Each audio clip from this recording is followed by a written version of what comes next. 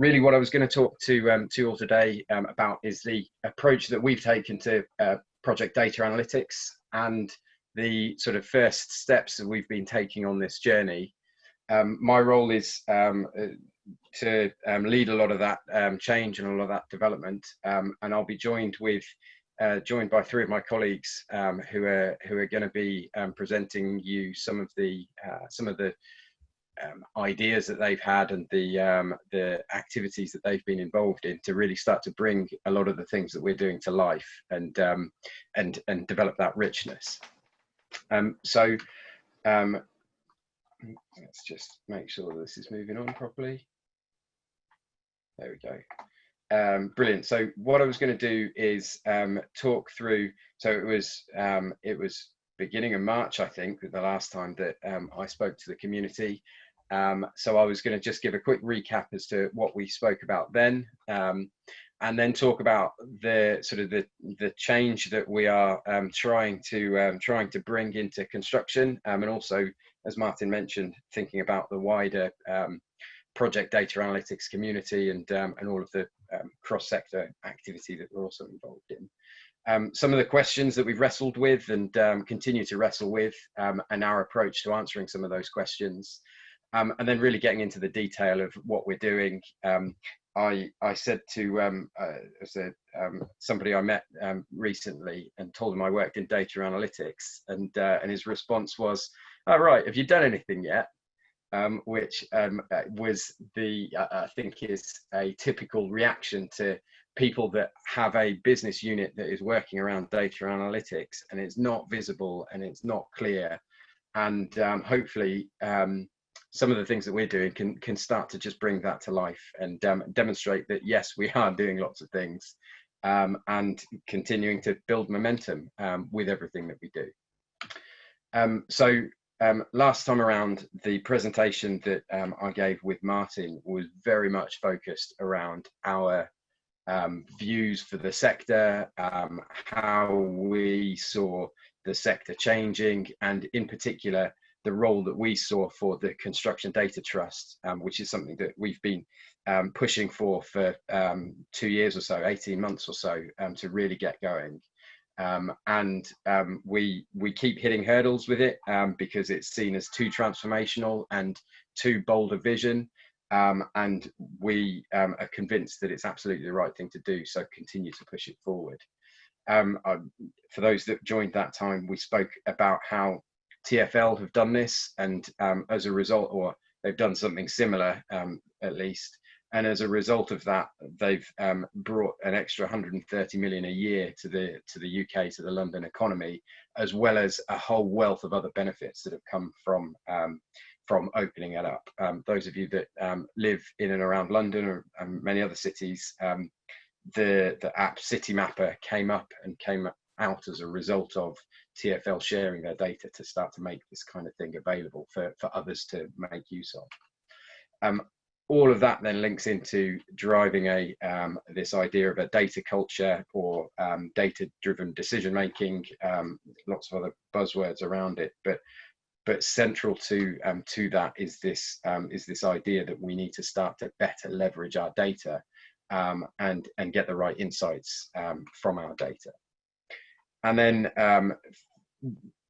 that was, and the data trust, we were talking about how much that is central to a much wider ecosystem of lots and lots of the other things that Martin and James and the rest of the team at Projecting Success have been pushing for a long time, and so McAlpine and various others have been very supportive of that, and continue to work with them to make it all happen.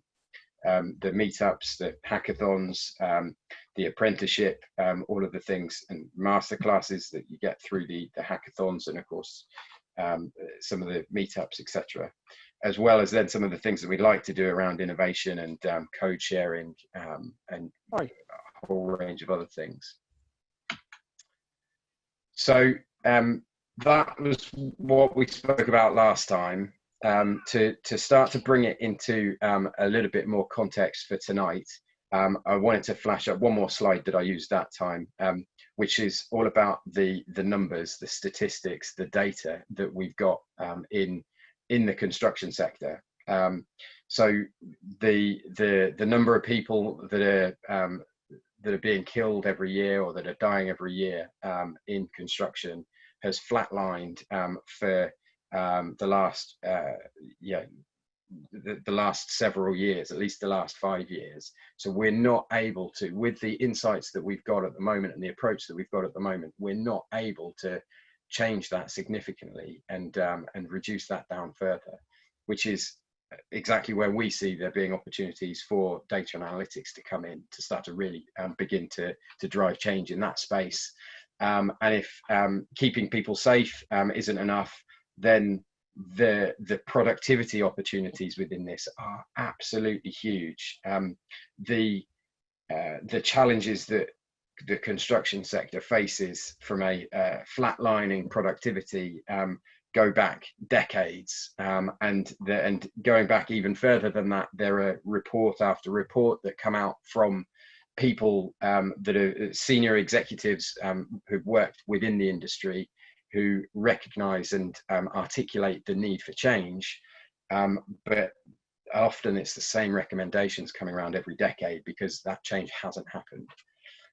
And then further to that, of course, there's quality, sustainability, net zero, social value, skills, capacity, delivery, all sorts of other opportunities, particularly given that we're only able to deliver, and this is cross-sector now, we're only able to deliver 1 in every 200 projects at the inside the cost, time and benefits envelope that was envisaged at the beginning of that project. So it's massive, the challenge that we've got here. And this change is really difficult, and many companies are struggling with this right around the world. Anybody that's trying to do a digital transformation or become data driven and these other buzzwords. There was a recent study from the Harvard Business Review that articulated how much failure there is for people that are trying to get this going, trying to move forward with this. 72% of participants have yet to forge that data culture. You could argue, what does that even mean? What is a data culture? That's very difficult to articulate or to measure. 53% are not treating data as a business asset, and more than half aren't competing when it comes to data and analytics. So there's a massive opportunity for us to drive into, but it is really difficult for us to do.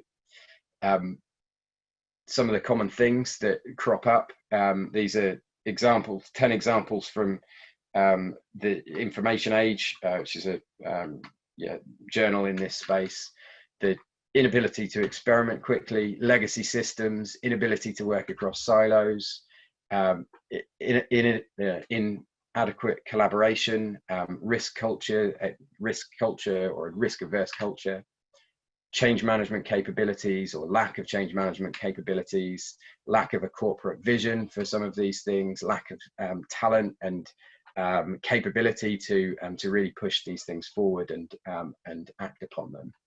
And then, lack of budget to deliver, cyber security, which continues to be, and especially with some of the high-profile sort of attacks that have been in the press recently. Garmin, I think, one of the most recent ones, shelling out an unknown amount to get access to its systems after some ransomware.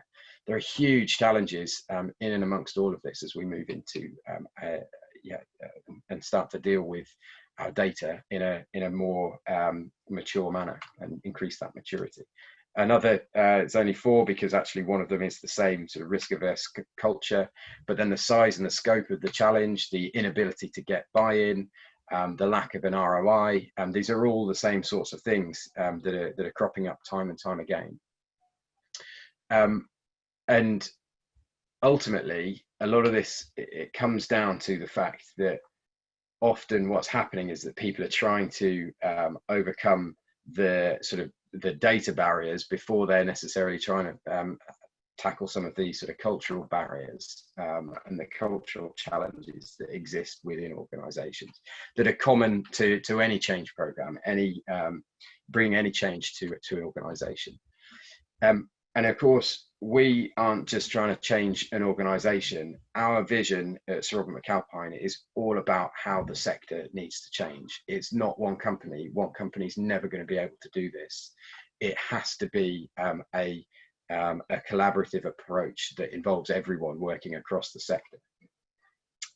And data is central to that transition. And we believe that the ecosystem that we are helping to grow and support is also central to that direction of travel.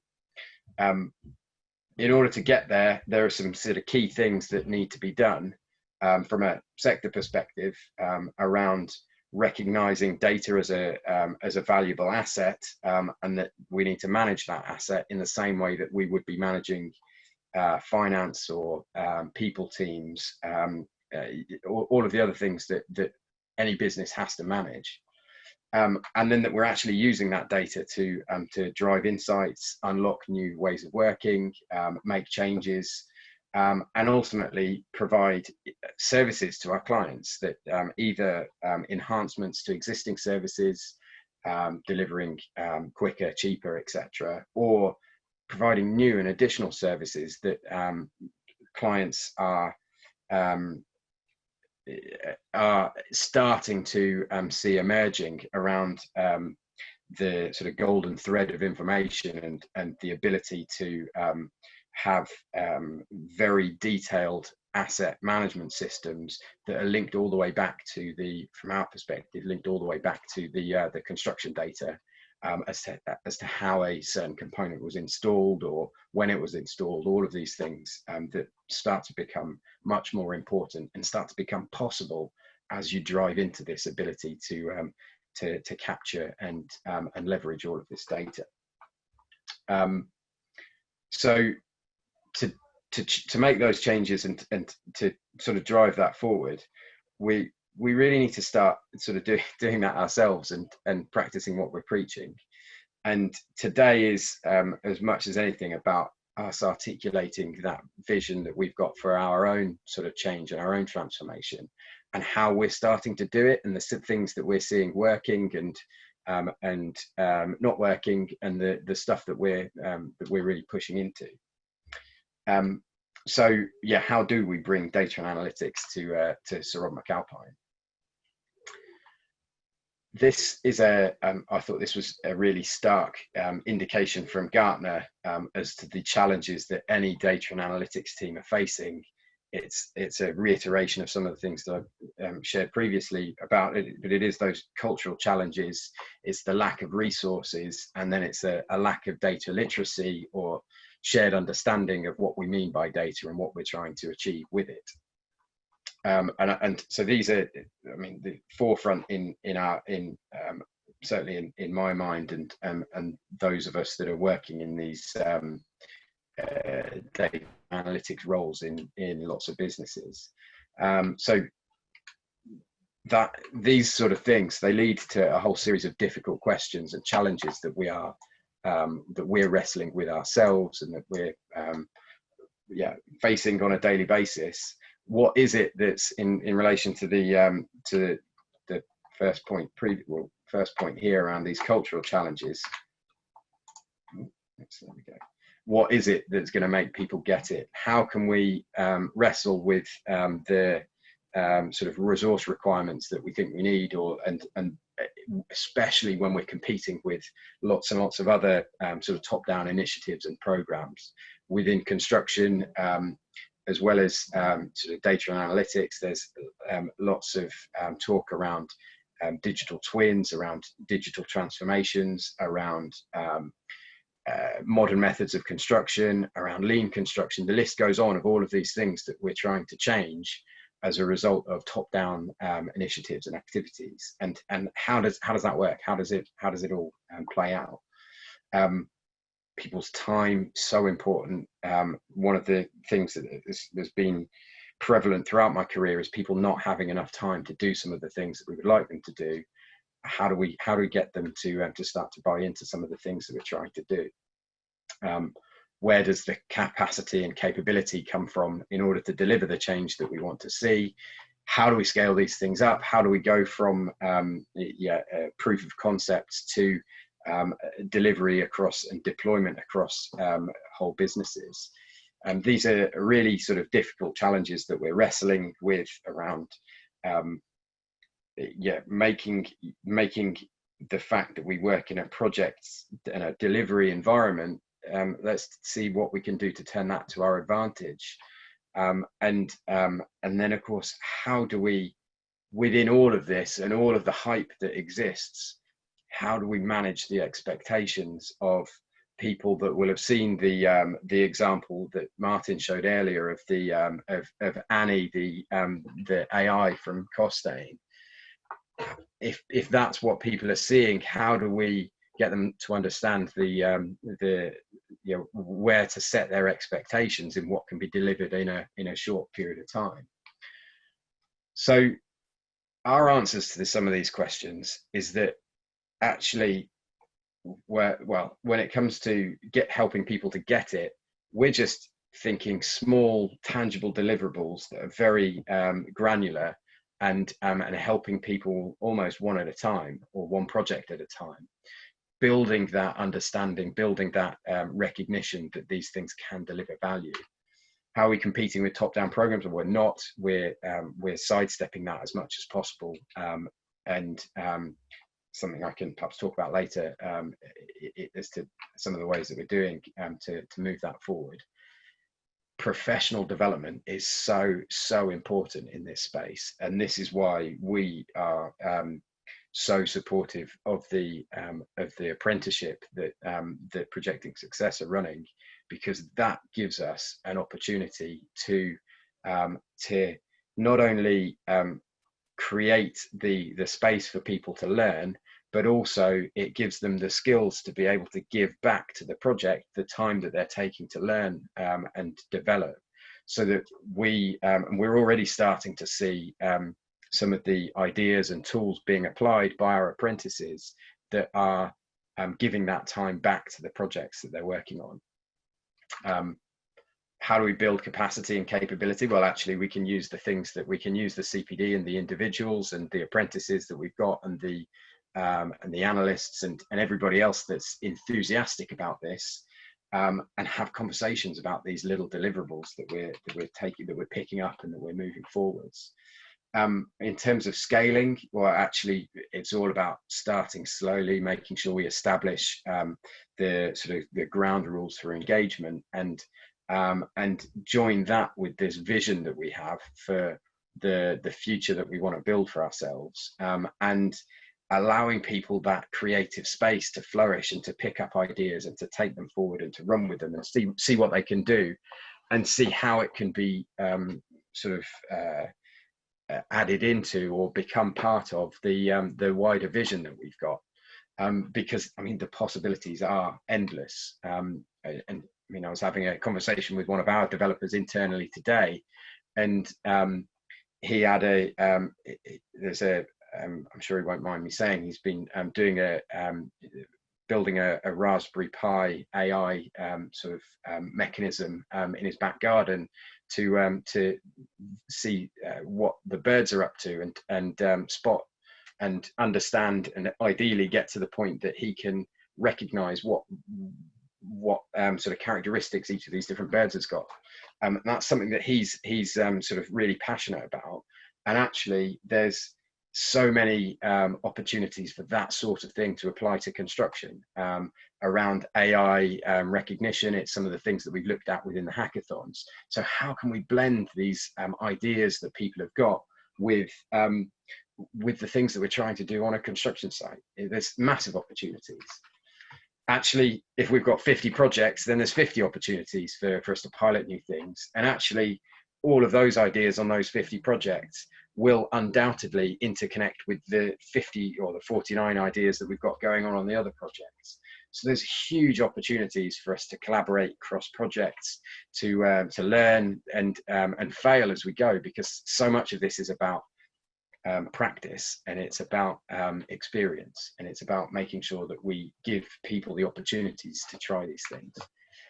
And then, of course, yeah, managing expectations is something that we need to do from yesterday.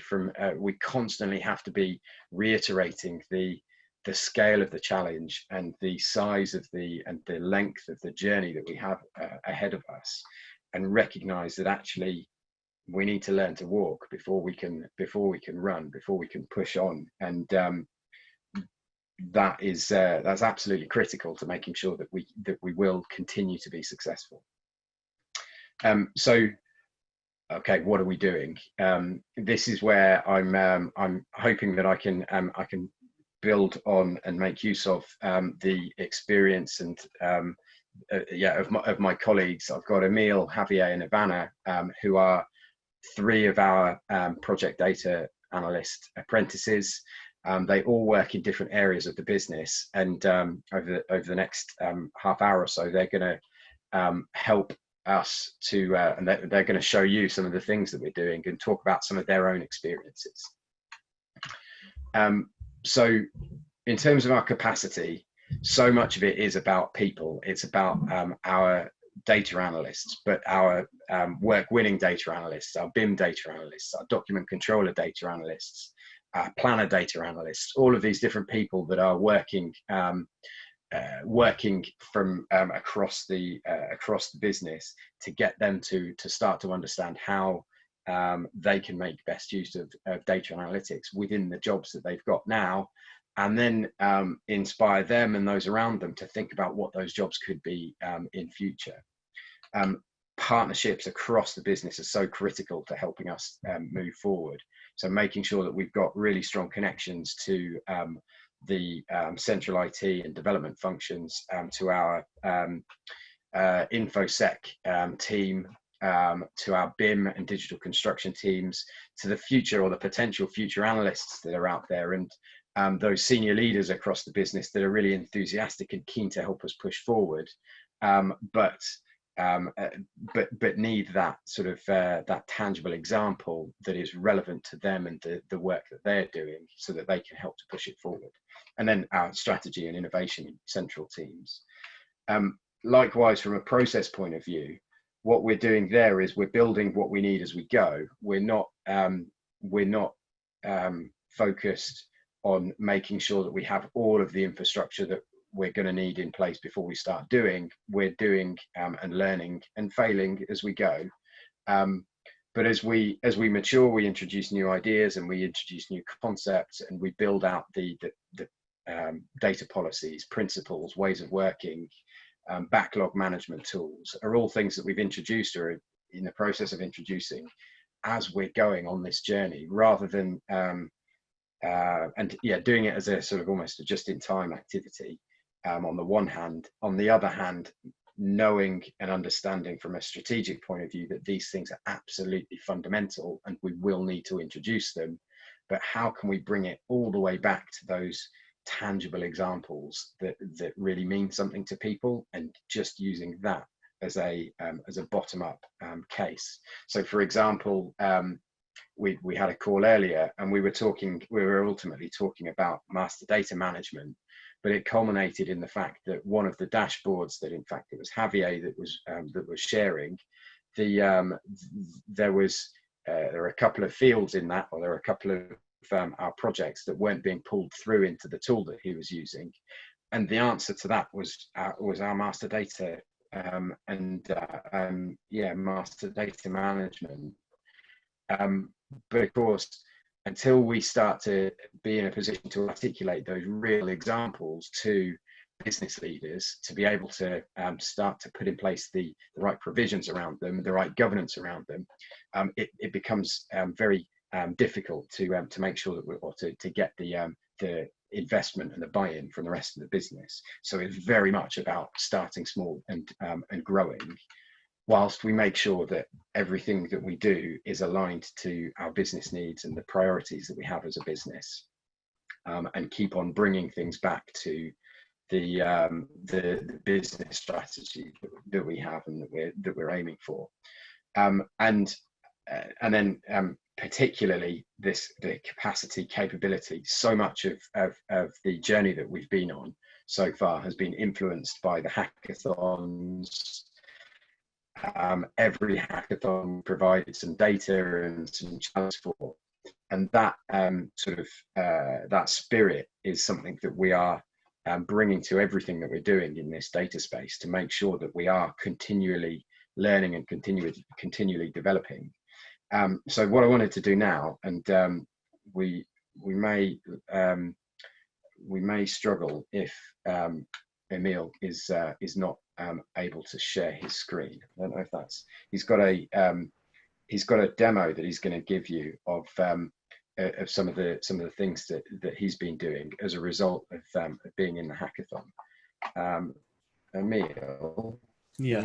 Hello, my name's Emil. I'm a researcher at McAlpine, although my background is in the humanities and mainly media production, which is quite a bit away from data culture and data analysis. And we're here today really to talk about the apprenticeship and why we wanted to start the apprenticeship and what we got out of it. So why I wanted to start the apprenticeship is obviously to help myself, upskill myself, but also to benefit my organization. And I think, as Gareth said, to also benefit the sector, because it's not really a solitary endeavor. A single company cannot really change the sector's view of data. Secondly, but the forefront of change in data culture. So that we look at data more as a asset rather than collateral, to improve data literacy and understanding, and as well as to improve the data quality and the data literacy and understanding. Sorry, I'm rather tired today, and which in turn will return data quality, a better data quality. And lastly, help SRM in the ever-changing and emerging digital world. So what I've got for you today is a project from Project Hack 6. We were challenge 5, using A14 data to showcase skill gaps on sites. We've taken it a bit on a different tangent, but it's still more or less what it's supposed to be. So on this slide, you can see the one-stop shop of the megatrends, which you've got your average age, number of roles, average distance traveled, etc. And all of that can be, and all of that is interactive. So if I wanted to see every role by lynch, I can click on lynch, and then it provides me every skill group, age category, and distance traveled. And this part is what I've been mostly involved with, is the location analysis. So taking postcodes, putting them through an API, and returning latitude and longitude coordinates, so that I can map them on the Bing map and return average miles and average kilometers from the site. And lastly, we've got skill distribution by age, which showcases some issues, and it shows, and it starts the much needed conversations. So as you can see, most of them are rather fairly split between the younger generation, the middle generation, the older generation. But for example, in health and safety, you can see that majority of it is in the senior generation. And then I believe, lastly, let me talk more about how the apprenticeship really helped me. So even though it gave me a lot of the know-how and the tools of how to use Python, Power BI, APIs, I think it's more important that it also provides a lot of transferable skills. So even though before the hackathon, I didn't know anything about the Google API, the postcodes API, I was able to use the skills I learned from the apprenticeship and put them forward towards this. And I believe that's my bit done. Awesome. Thank you, Emil. Thank you. So there's just a couple of things to add to Emil. So of course, this was hackathon exercise. So this was all done in a weekend, and actually subsequently, well, and as part of that, Emil has also been starting to think about anonymization, and so all of the postcodes that you're seeing are scrambled. The ages can all be pseudonymized effectively, and changes made to all of this data so that we can very easily play with it and play with any of our data sets in a really sustainable and secure way, that's secure by design as part of the systems that we're involved in. Yeah, thank you, Emil. Thank you. That for me just really brings to life some of the things that we're doing, and the little snippets and the little projects that we're doing and working on in and through the hackathons, just to see what we can do and see how we can leverage the skills that we're team are picking up on the apprenticeship and apply those back into the business. So actually articulating the benefits to the business is another thing, is another really sort of strong challenge that we have, and making sure that we are doing it in such a way that provides some results to people at the same time as giving us the opportunity to play and explore. So there's so much around the approach that we've taken that is about the individual. It's about our apprentices. It's about the wider team that we're involved in, making sure that their CPD is really front and center. All of that is levy funded for us, so we're able to use our apprenticeship levy to ensure that the funding is in place. The skills that the teams are learning is directly applicable. Is directly applicable to the work that they're doing on their day job. And then, from a project point of view, all of the apprentices are taking the fact that they want to learn this to their line managers. They're selling it to their line managers as an opportunity for them as their own development. But by generating that contact with their line manager, it also means that that we as a sort of data team and they as individuals are responsive to the needs of the project at the particular time, and in the environment that project is looking for something. So it gives all of our projects that ability to start to pick up some of these innovations, either themselves or from elsewhere in the business that have been developed by one of the other apprentices. And then, of course, what that does is it just generates a backlog of change that's driven directly from our projects, and it's not a sort of a wish list of things that it would be nice to have. It's things that are critical and useful to our project teams at the coalface.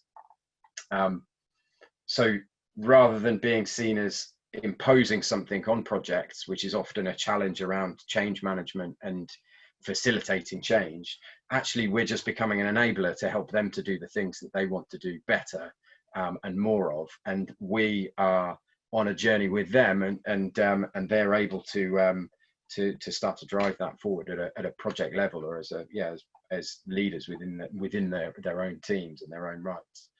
And it gives us this, as Emil has shown, it gives us this ability to create these solutions very quickly,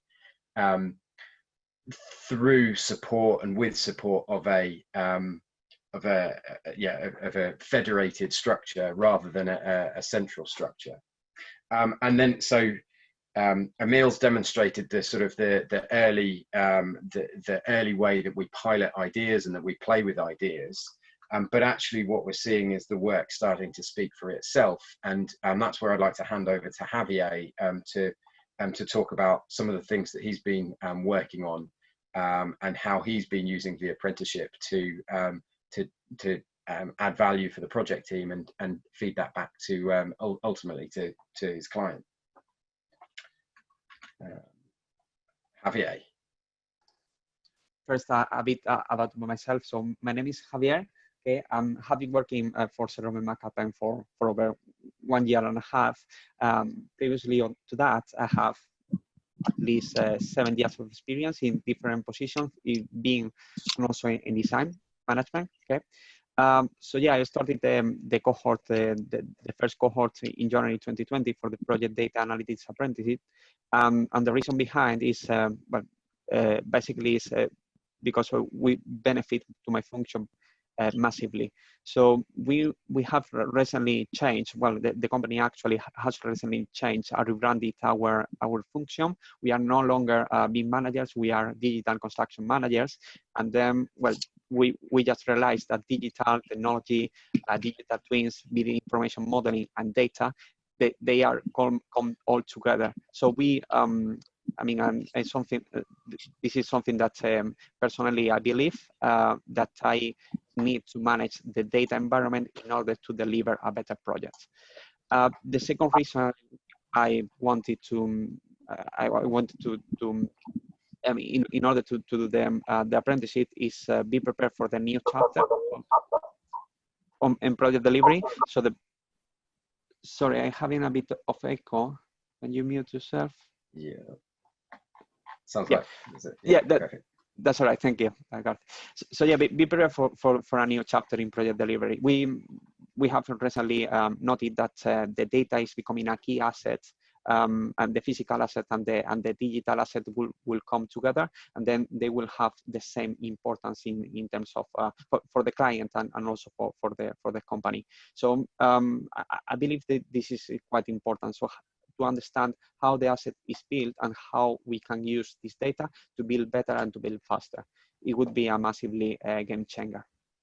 And also how this data, how this performance data that we are producing can change in the way that we are doing things and can change the decision, can provoke some decisions in on the way of delivering the projects. Secondly, the benefit to my organization, promoting the data culture, helping out Gareth in order to support the business strategy decisions, and also form part of this small community now, but I think it would be becoming bigger in the future, and then promoting these data trust principles inside the company first, and then subsequently going to the industry itself. Can you go to the next slide, please, Gareth? Yeah. So yeah, this is a tangible experience. So yeah, how the skills I acquired, bear in mind that we started in January, how the skills that I acquired in 5 months has impact on project delivery and also on my organization. So I bring two examples. The first one is off-site activities report. Okay, so I think you remember that we have a lockdown period a site down period that where all the sites in London were closed, okay, and also across the UK. So during that time, we were requested by the client to deliver and to demonstrate that we were actually doing some off-site works. Off-site works such as drawing production, sample submittals, and also technical submissions from the delivery and the consultant side. We deliver a BI dashboard that provides the client with up-to-date progress information, and also subsequently can bring some analysis in terms of trends, downwards or upwards trends, and address any change, any little tweaks that we need to do in order to keep up with the good work in the off-site activities. The second one come a bit later. So this exercise was for the sake of reviewing a process. So it was a process that was in the project for 2 years, 3 years, and then actually was challenging the way that we have always done in this way.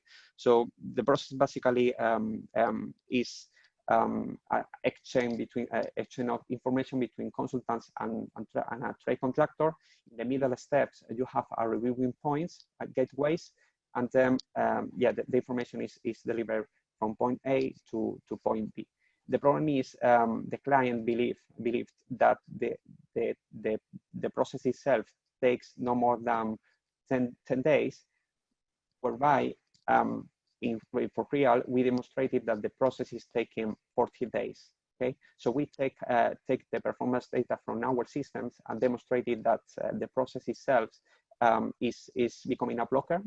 So we need to address on the problems and identify the areas that we believe the process wasn't working quite well.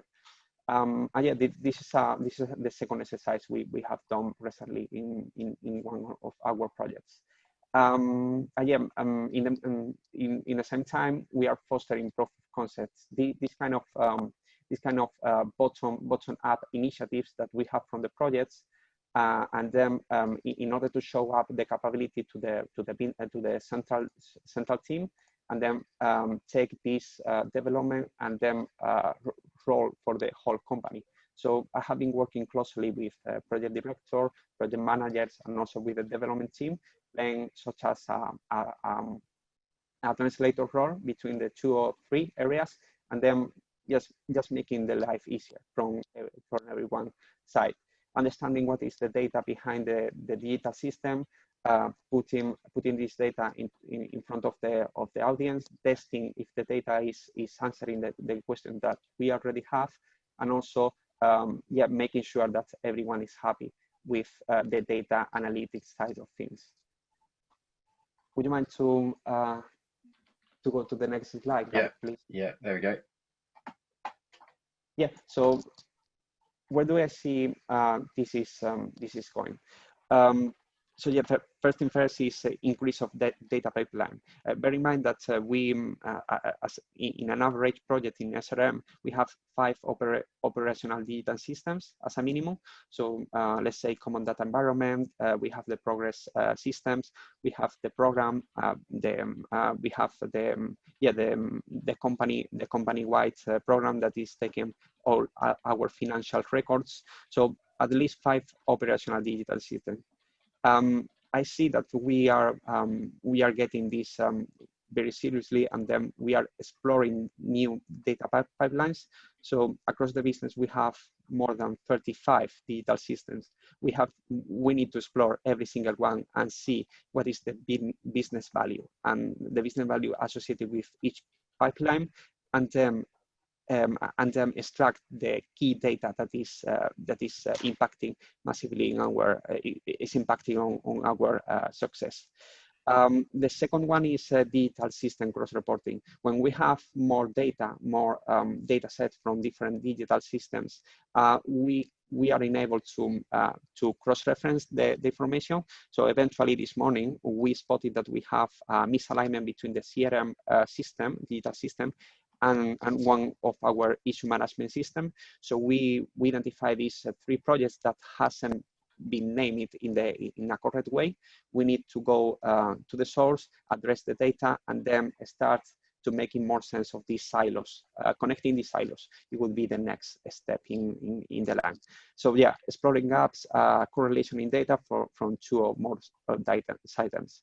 And then this is a bit ambitious, but I think we will start to see soon data pipelines going through AI ML models. So we are still learning that one in the project data analytics, but we can see from Martin earlier that there is systems, there is services that are attached to our data analytics systems, and that can work for us. So yeah, we established the data pipeline. This data pipeline can go through the AI ML models and then enhance our analysis over the data. And the future, the near future, this is a dream. I think we are going into that way. So what if we have a common system, a one-stop shop system that we can offer all our data, reports, dashboards, applications in one single environment? And what if this data can become available to the governments, to our clients, and also to our peers, to other companies, in order to make this knowledge of the industry? Yeah, that's it for me, Gareth. Thank you. Brilliant. Thanks, Javier. And so just a couple of things to pick up on. So Javier mentioned sort of starting to think about AI and ML models that we can insert into our data pipelines and insert into some of the other things that we're doing.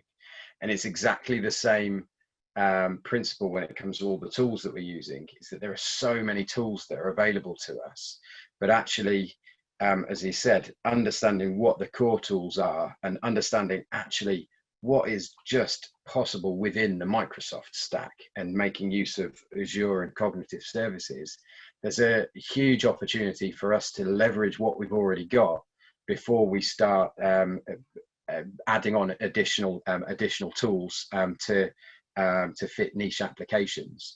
And what we're really keen not to do is to start thinking about tools that we've got and then finding problems for those tools to solve.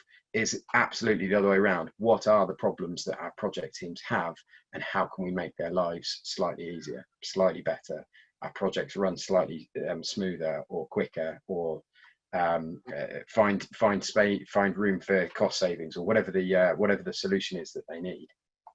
And then, so secondly, and this was a question that I had privately about some of the solutions potentially being not 100% or suboptimal in that early instance. And I'm sure Javier won't mind me saying that. So there are actually now five tabs to this dashboard. We sent the first one to the client, and then a week later they came back with two more additions that they wanted. And so it's starting to get this this concept of actually these things are never going to be finished. There's always room for improvement, and the opportunity is about having the conversations and about having the back and forth and looking at the data and exploring to see what that can tell us, and what that can start to do for us. And the conversations are absolutely critical. They're so important for us to make sure that everyone understands that the journey that we're on, and the fact that we really are just still moving out of this establishment phase and into this proving of value.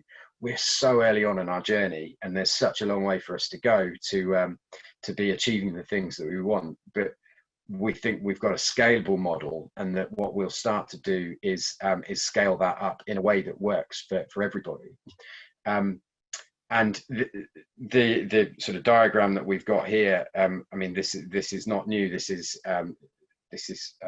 fairly standard stuff that you can find in lots and lots of different places. But it's the idea of bringing those business needs together with the capability that we have into our data hub. I saw there was a question about data lakes, and so all of the sort of infrastructure and the functionality that we have, the collective term that we have for that is our data hub.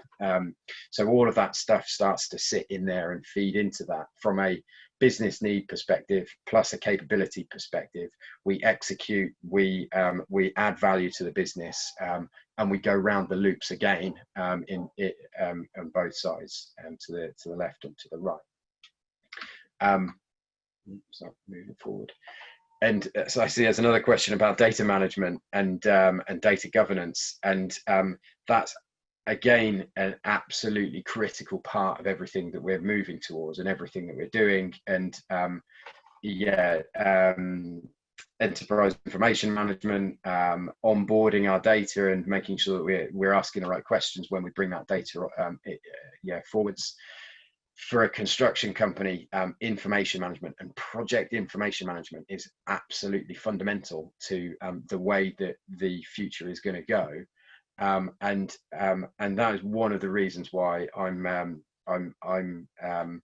thrilled and so excited that that Ivana is on the journey with us and is working on her apprenticeship.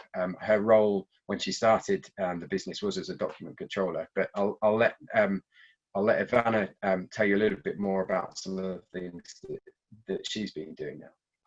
So just a little bit about me. Name's Ivana. Started with Sir Robert McAlpine at the beginning of 2016. After 4 years as a document controller, I felt like I'd exhausted all possible progression in my current job role. I'd set up and managed common data environments for many projects across the company, reported this data weekly to senior management, and learned all that I could independently about data security and visualization. So I reached out to a few people in the company to see what options were available to me, which is when I was put in contact with Gareth. He told me about this apprenticeship, and there was plenty of reasons why I wanted to get on the apprenticeship. Some of them are listed: to achieve a qualification that's going to open doors to a new career path. Not only just a new career path, but a secure one that's going to, it's always going to be there. We're always going to need someone that knows about data. There's a gap in our company at the moment for these kind of roles, so it's something different that it's just interesting to get involved in. The company's been around for so long, and it's not every day that a new job role comes up in a company like this, so I wanted to get involved with that and just generally broaden my knowledge about it, because I didn't really know much about it before I started this apprenticeship. I didn't have any kind of background in it at all. So my initial thoughts and impressions, I've had a great level of support from McAlpine and from Project and Success. The mentors are always there. You can ask them a question whenever you want. It's not restricted to any kind of meetings or anything like that. They're always around. We've got the freedom to go into depth in the topics that we're more interested in. Some of us like doing Power BI, some of us like automating things. There's all kinds of different things that we can go down. The intensive weeks that we have, really well organised. Intensive it is indeed. There is a lot to learn, but it's great the way that they teach it. Also meeting a great group of people from all different kinds of job roles, from all different companies, seeing what their visions are for their company, seeing what issues they're having, and just kind of trying to inspire each other through meeting up and chatting and getting a good relationship between ourselves. And the unlimited potential this course will give you as an individual and your employer. It can go anywhere. Next slide, please. So how the skills acquired have helped me.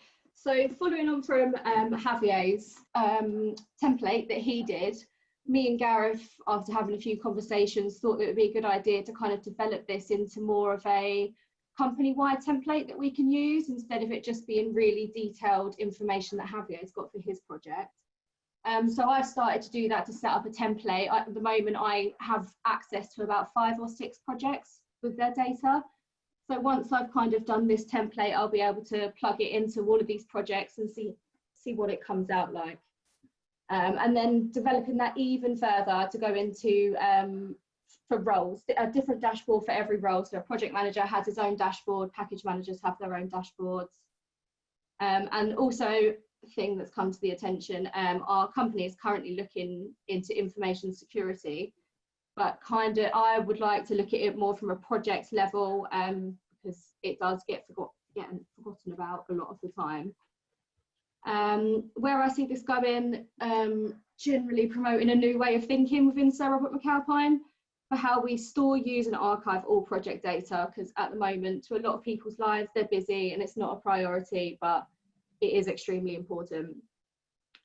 Starting to automate areas of my job role that are most time consuming. As a document controller, a lot of jobs are extremely time consuming and it doesn't really use your intelligence in any way. So there's a lot of things that I can automate, which is on the way. And finally, our community of analysts reviewing all job roles in Sir Robert McAlpine to see what we can do to make everyone's lives easier. Done. Brilliant. Thank you, Ivana. Thank you. And I think, so one thing so what this starts to hopefully do is articulate that sort of journey that we're on of, we've got ideas that are coming from one project, and we're then able to take those and push them out to more projects. And actually we can do that and demonstrate that sort of replicability or that scalability across several projects very quickly, and get our projects using some of these things, knowing and recognizing that it's not a finished product. It is very much a quick and dirty solution to move us up from 1 to 5 to 10 sort of thing.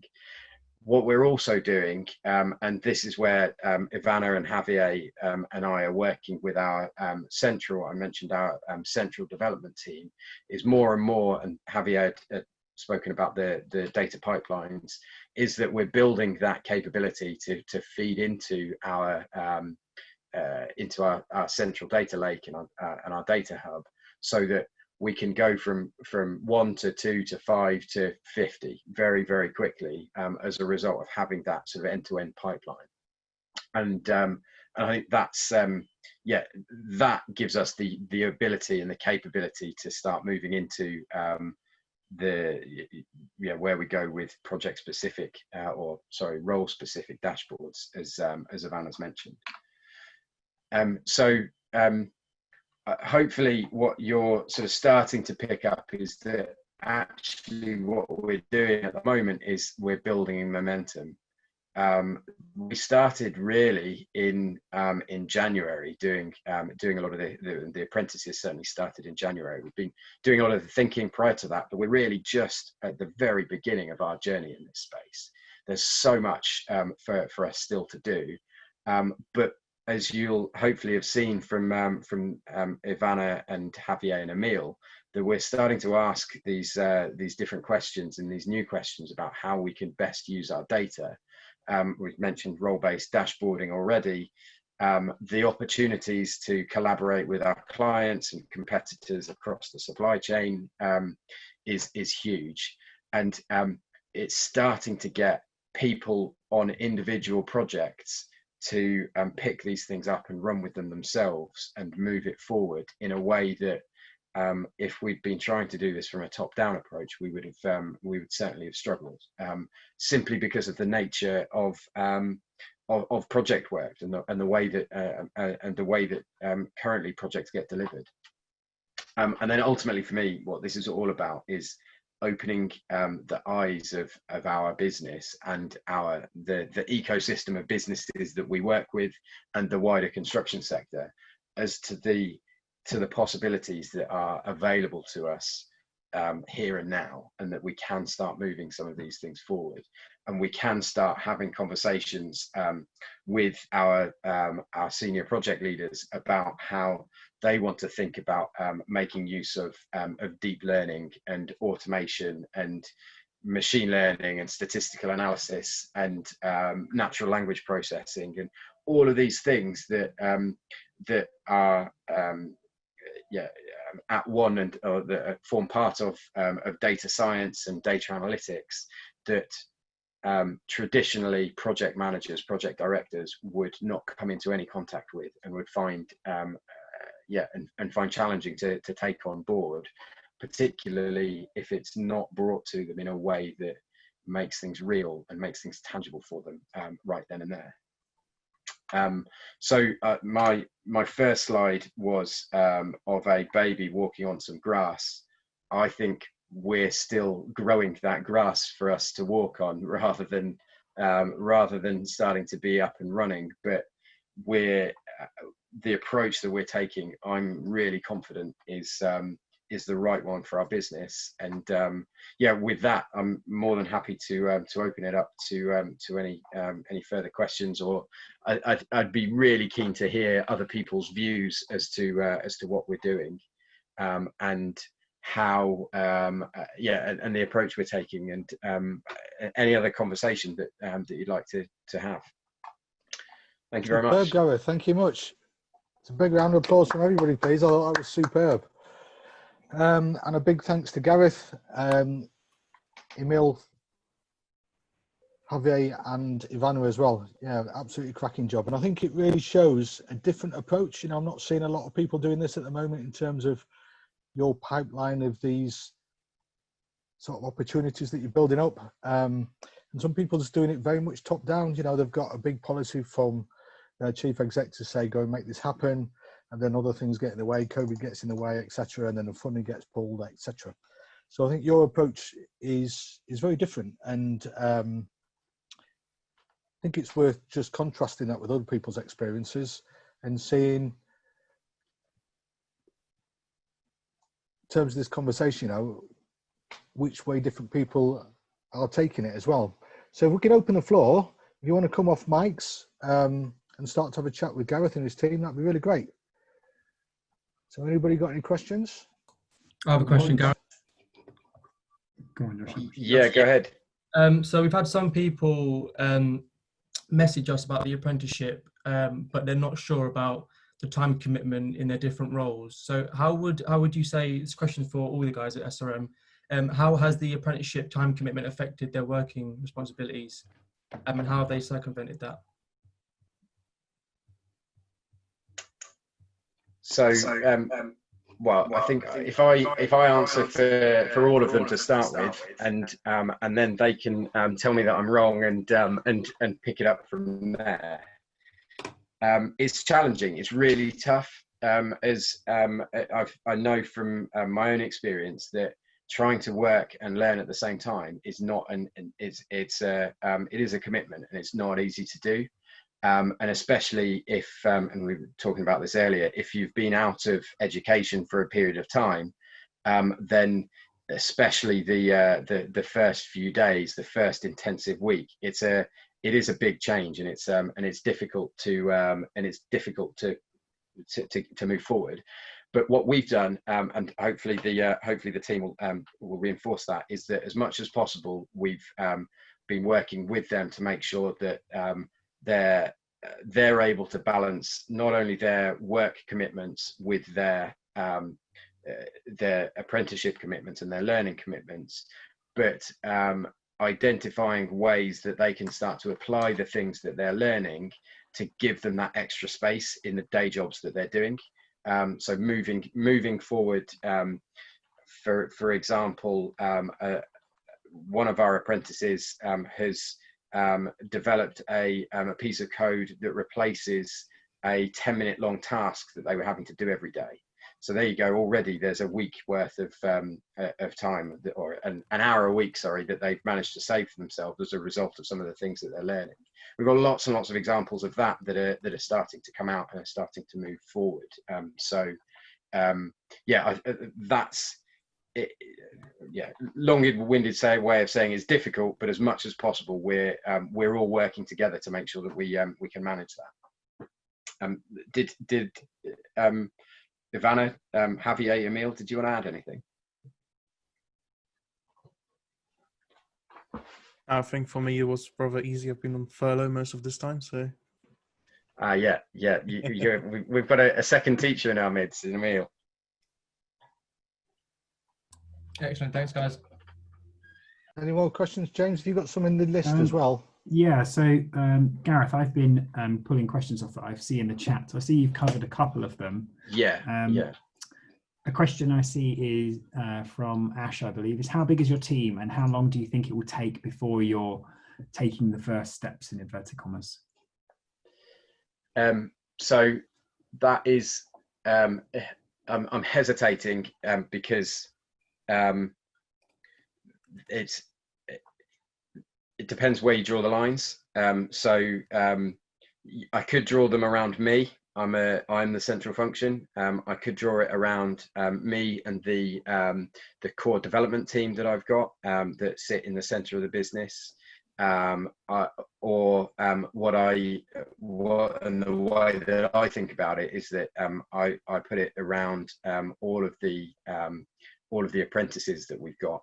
So we're when you start to include everybody, then we're starting to get up to pushing 20 people, including all of the apprentices. But in fact, actually thinking about it, I can push it further than that and add in a few more. So depending on how I think about it and who's involved, it grows and it grows and it grows. And so I'm now up to probably about 30 people that I'm working with on a regular basis, and that's changing on every few months. We are aiming to add in 5 more apprentices. So and each of them brings then a line manager that starts to become converted, and so it's growing exponentially as we go. And in terms of first steps, it's not long at all. I think we're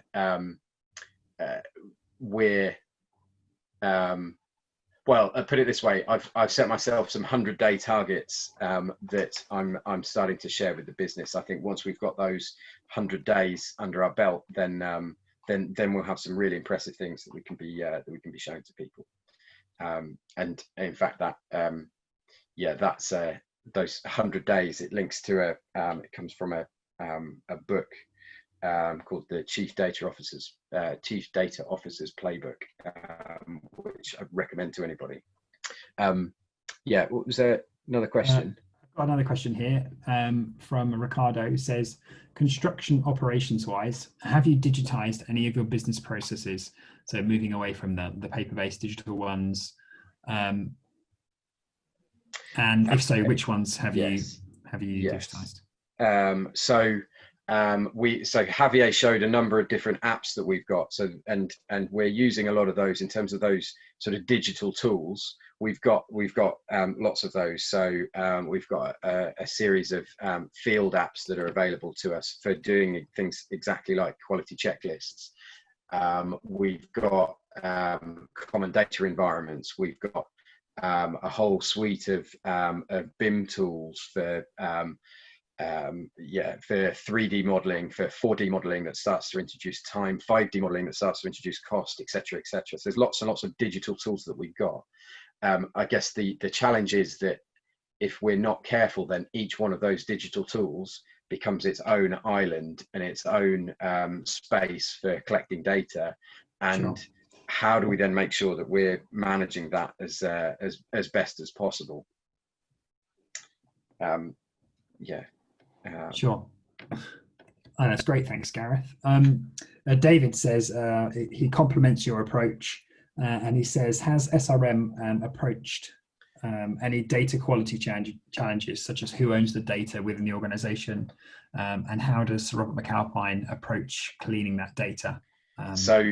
That's redundant, incomplete, etc., etc. Really good question, and one of the ones that we're still wrestling with from a business challenge. It's about making sure that the right people within the business start to take ownership of the data that's that they are stewarding. They're not owning that data because it's not theirs, it's the business's, but they have a responsibility for sort of cultivating that. And that is, I mean, that's tough. There's no two ways about it. That's really difficult to start to challenge and to start to get people to come along that journey. But where we've, and Javier mentioned a couple of examples, and Ivana did as well, in terms of the way that those, the way that we're focusing on them is from a bottom-up perspective. As we introduce a new data set, as we onboard that into our data hub, we can start to control the quality. So we're not worrying too much at this stage, although it's a huge problem about legacy data and legacy systems, and it was, you'll note, one of the top 10 things that people have challenges with. But again, we're taking the same approach methodically. We'll take each problem as it comes, and as we build into it, we'll solve those challenges. Sure. Thanks, Gareth. Another question I've got here is, what could be the impact on this transformation on your clients' procurement contracts? So does it give your subcontractors more access to data, like the site data you're collecting? Is it having an impact, down the supply chain? So it's probably fair to say that not. I was going to say not yet, but then actually I'm starting to think of examples where we are starting to influence that. So in around, particularly from an information management perspective, but also and in relation to the sort of BIM and digital construction activities that we've been doing for years now. But in addition to that, starting to ask our suppliers and subcontractors questions around information security, and the way that we start to procure systems or work with subcontractors based on their capability in this space. But the challenge is that we can't hold anybody to to a standard that we can't attain ourselves, or can't at least aspire to ourselves. So it's very much a case of wanting to go on this journey with everybody else.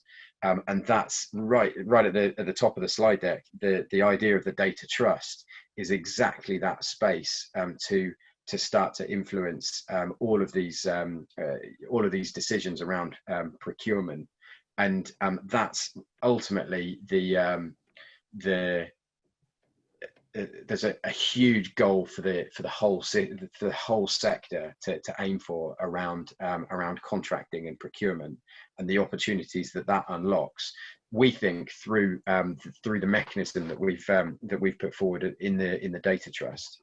So there's lots and lots of opportunities and lots of places that it touches on. Sure. Thank you, Gareth. So another question's come through, and I think I'll try and answer this one if that's okay, Gareth.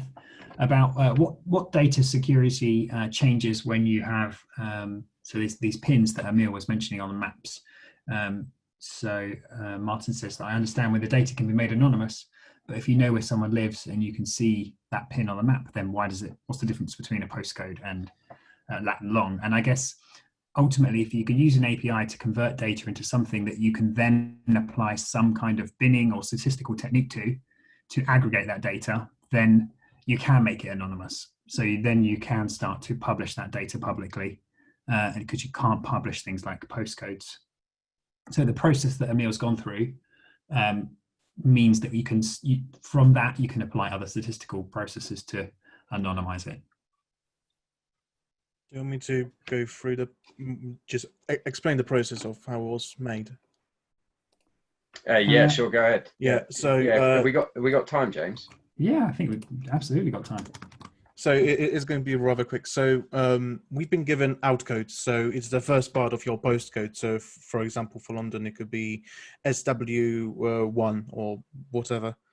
And I've put that into the postcodes API, and it returned a random postcode. So it went from SW1 to SW1 and then the encode, so the last 3 digits.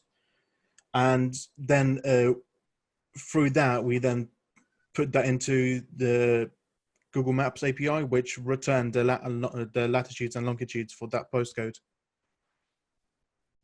So that's the high-level idea of it. Sure. Brilliant. Yeah, no, I see what you mean.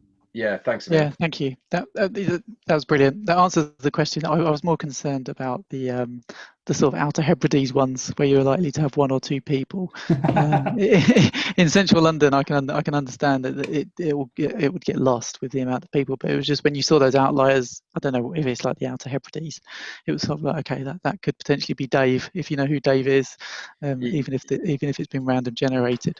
Yes, yeah, absolutely. And I think, I mean, these are the sorts of things that we're still introducing more and more complexity to the things that the ways that we're anonymizing these things.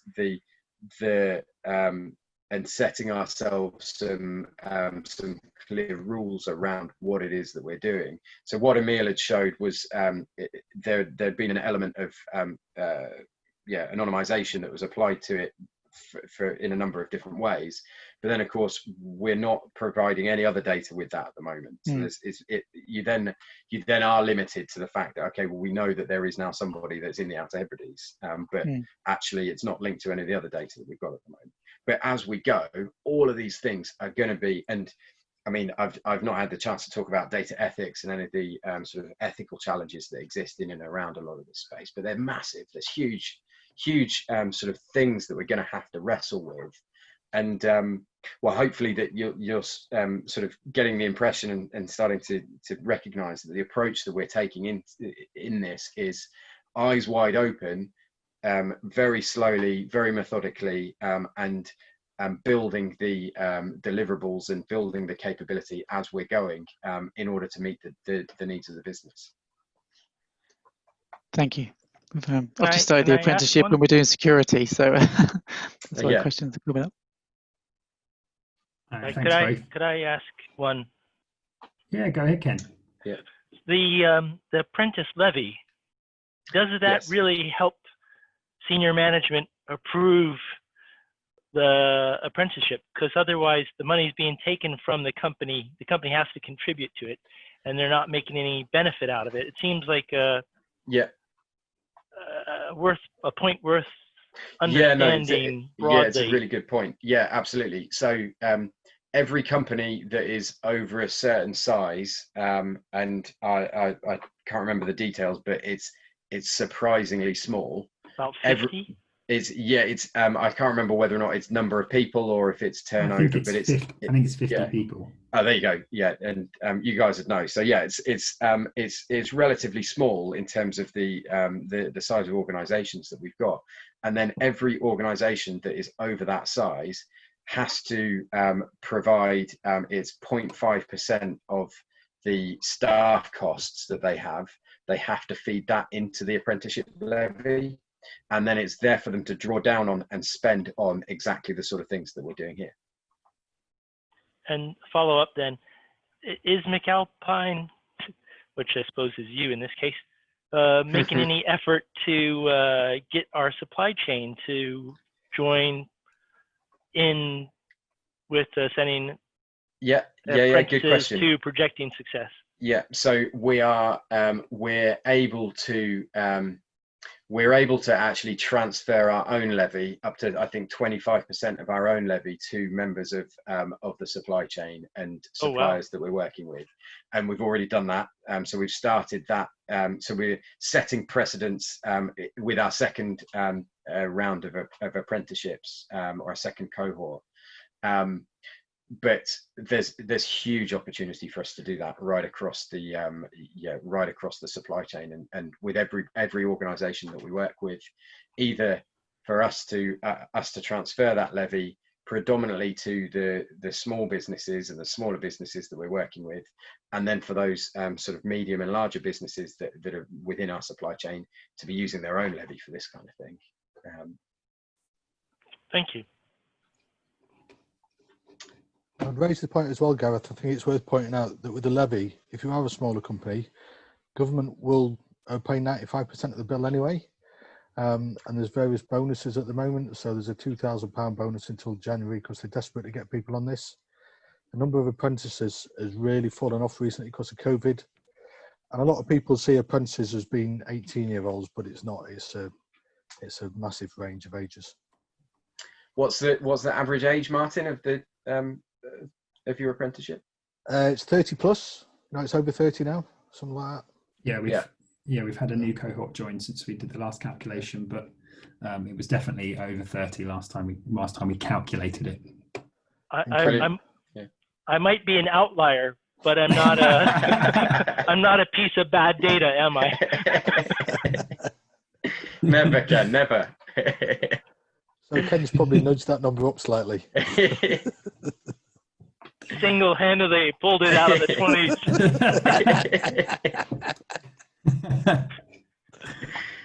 Excellent. Well, thank you very much, everyone. If anyone's got any more questions, I think I've seen my LinkedIn details shared. So yes, happy to answer any other questions that people have got. Good. So question about a second apprenticeship after completing one in a first company. So as I understand it, you can't do more than one concurrently, but there's nothing to stop you doing one after another, as long as you're finishing them and you've got a company that's willing to support you doing those. Yeah, they mustn't overlap. Yeah. And it's got to be substantial new skills as well. Yeah. So if you've done an apprenticeship in data something or other, and you want to do a data analytics one at level 4 as well, then you'd probably struggle with it. But we have got people on the scheme who's got a master's, degrees and masters, and they're doing a foundation degree, and you say, why would you do that? Is it beneath you? And it's not. It's a different set of skills. It's very practical. Yeah. It's very hands-on. We're not teaching people the theory about the way the algorithm works. We do a bit of it, but it's enough to get you started. It's very much about the application of these practical techniques and methods, really. Yeah, absolutely. And certainly for us as a business, what we need is practical application of these things. We're we're a business of engineers and people that deliver projects. What we need is tangible things that can help us better deliver those projects. Absolutely superb presentation. Thanks a lot, Gareth, and to the team as well. Really sterling. So thanks a lot. And I think it provides some insights into the way forward. I think Gareth is just scratching the surface at the moment. You know, he's starting to get going with this, but I think his approach is going to build some really deep foundations, enable him to really steal a march on some of this stuff. So well done, Gareth. Great stuff.